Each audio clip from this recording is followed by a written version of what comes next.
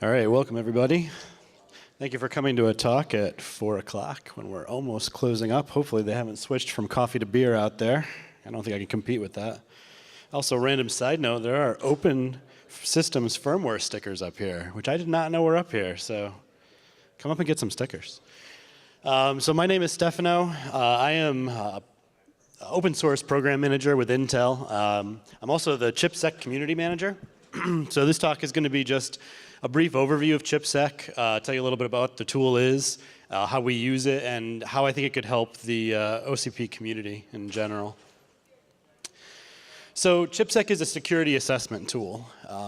It was written by a guy named Yuri, and then I've put his Twitter handle up there. If you don't follow him and you're interested in security, you definitely should. It was, the point of the assessment tool is to check hardware and firmware configuration settings, basically to make sure that those settings are set up in a secure way.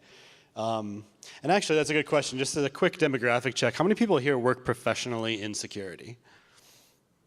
Okay, so there are a few of you. Nice, good. This is a decent crowd. So it's currently used at Intel by firmware developers, system validation, and system integrators. A lot of security people, research people are using it currently. And the key is that it's a framework for writing tests and for checking the configuration. So for example, you might have heard of, what was that thing that we did? Spectre and Meltdown, I think was a little drill that we had there. So this is a tool that could check to see if there are updates to the microcode that are done. So when the updates to the microcode happen, there are a couple of MSR bits that are newly available. And so this is a tool that you could use to check and see that that's actually in place. So that being said, the tool is written in Python. It's pretty easy to use. Like I said, it's just checking configuration settings. But there's a key element to it that I think is really important. And the key element is that it's going to make specific assumptions about your threat model. So enough of you raised your hands that I'm not going to go over what a threat model is, although James Mim gave a great talk and had a great slide on what threat models are. One of the assumptions it's going to make is that you're running it on an Intel-based platform. Another one is that firmware has a threat model that's compatible with UEFI, and that all the platforms require the same level of scrutiny. So if you're not using a stock UEFI setup, there's a couple of things that you might want to ask yourself before you start using ChipSEC. So configuration settings. Have you locked the programming registers that you're supposed to lock for the default threat model? We assume that in our threat model that you are not able to write to the flash part during runtime. And that might not be part of your threat model. Also, minimizing the use of non-volatile data. So the NVRAM, we assume that you're storing things in there like secure boot certificates.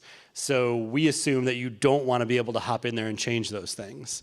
SMM mode, we assume that you're using SMM mode. We assume that you're doing things like correcting ECC errors in there. These are all things that we're assuming by default. So if these aren't things that you're implementing in your system, those are things that you're going to have to change in the setup so that you don't get bitten by these assumptions. So that's the essential problem. The example I like to use is the Minnow board. So how many people here have actually heard of the Minnow board? Maybe a couple? Oh, good. Yeah, Minnow board was a really cool project we worked on a couple of years ago.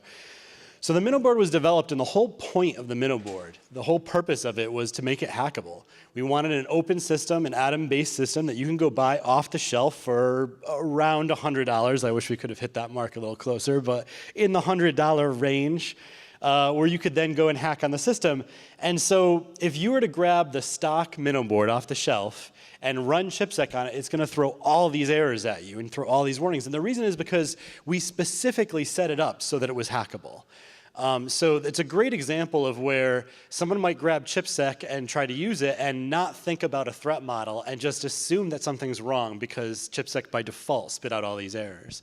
So that's kind of one of the main themes that I want to harp on so that people don't try the tool out and immediately think something's broken.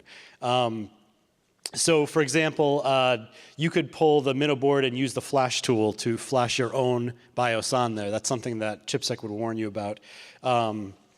So the key is that sort of like the giant sea anemone that's staring at me above my head, all these threat models are going to be unique. And you want to know, how do I define my threat model, and how does ChipSEC define its default threat model? So know your platform is kind of the key. So a good example is you might be running a Chromebook. I know there's a couple of Google people that I can see in the audience. So if you're running a Chromebook, there's a couple of things that you might want to do a little bit different.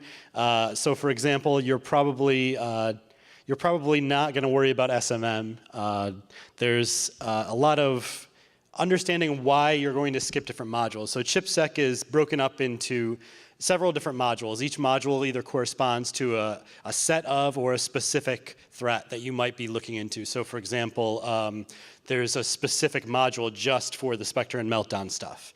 And it's, like I said, it's written in Python, so the nice thing is that you can go dig into that code really easily.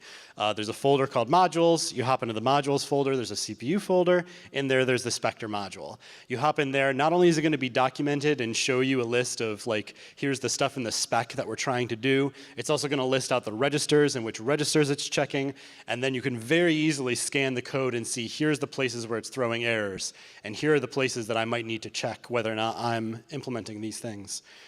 So understanding why you might want to skip that module. So for example, if you're running, I'm of course going to use an Intel board that maybe none of you have heard of because I work for Intel, but there was a Quark board that we put out a while ago called the Edison.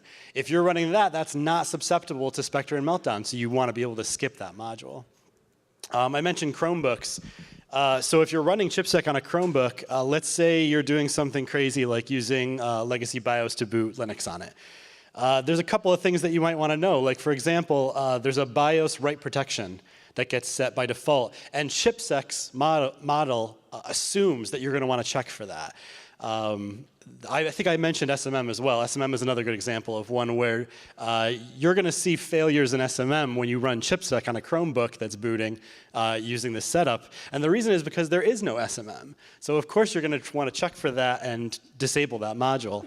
BIOS write protect is another good one.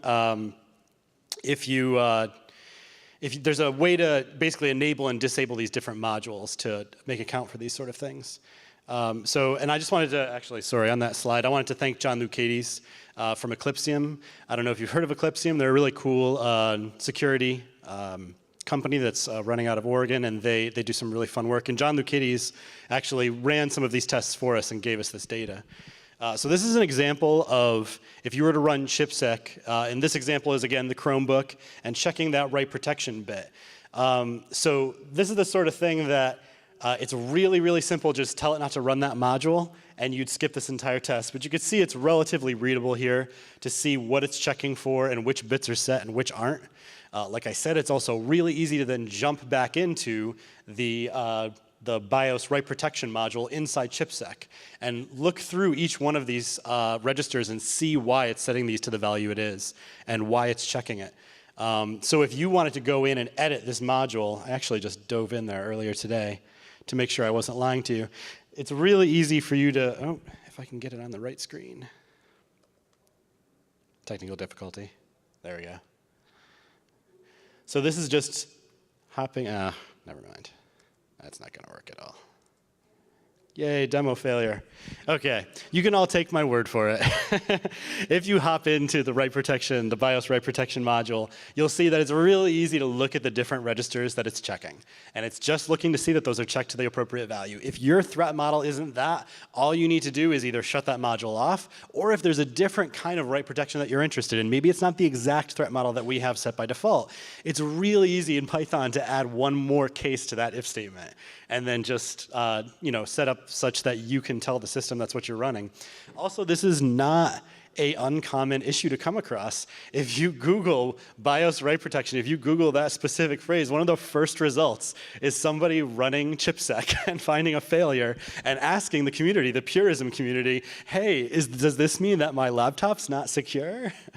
So it's a very common error that we're seeing. And so as part of my evangelism effort, I'm trying to get people interested in using ChipSEC. I'm coming to events like this because it may not be of value to you in your day-to-day life. Like this might not be something that you're going to implement in your validation setup, but it's a good tool to know that it's out there, and it's a good opportunity for us to share our threat models. So one of the things that I put up on what can the OCP community do, sort of the who's benefiting here. Yes, I understand ChipSEC might not be for everybody here. You might not be going back to your boss and saying, hey, guess what we're going to use now.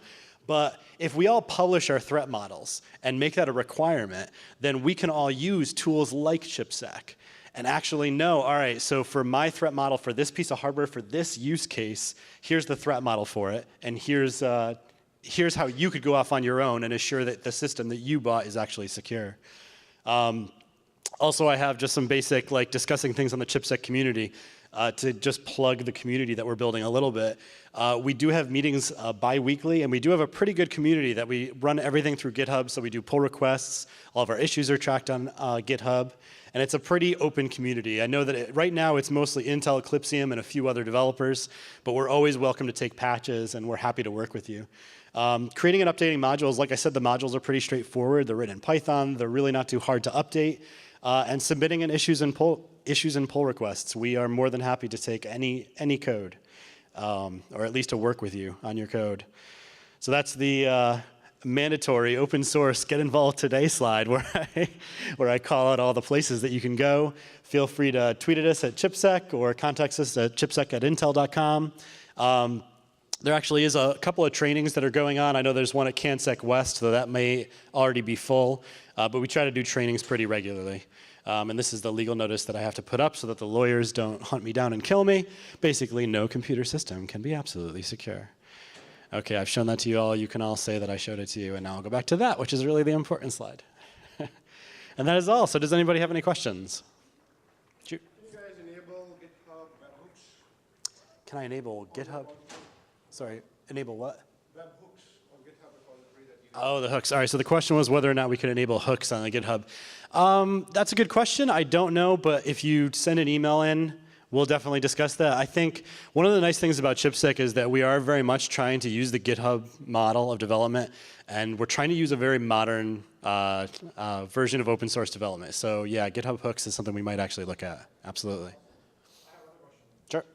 So have you enabled some of the modules to actually get information from chipset it's running on? For example, there are often failures talking about flash GPU region, and when you look into the EDS of the chipset it's running on, it's actually fine to have it Right. read-write both from the CPU.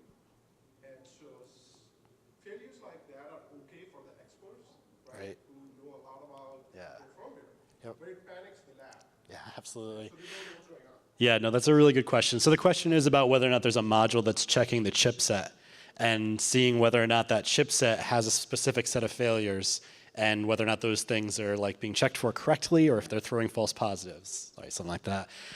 So yeah, what platforms we're currently using on is available. You can go to GitHub and see what platforms we're currently testing it on. And one of the things we would like to do, and this isn't done yet, but we'd like to have either a module or some setup where you can say, here are the platforms we know that it's working on currently.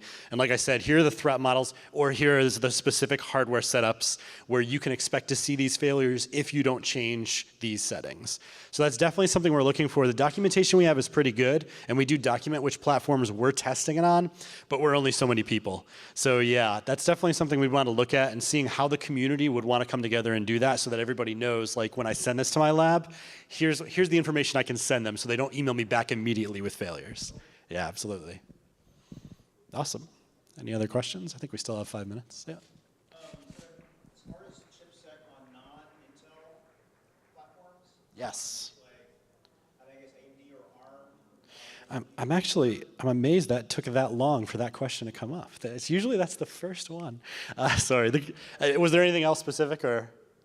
Yeah, I was just curious about those other architectures. And Yeah, absolutely. Talk about, Yes, there absolutely is. Yeah. So all right. The question is basically other architectures, for those of you who missed it. And it's usually the first question I get asked when I talk about ChipSEC. So yes, there's nothing about ChipSEC that says it has to run on Intel. So as the community manager, I've been going out to different conferences. Specifically, I work with a lot of guys from Lenaro.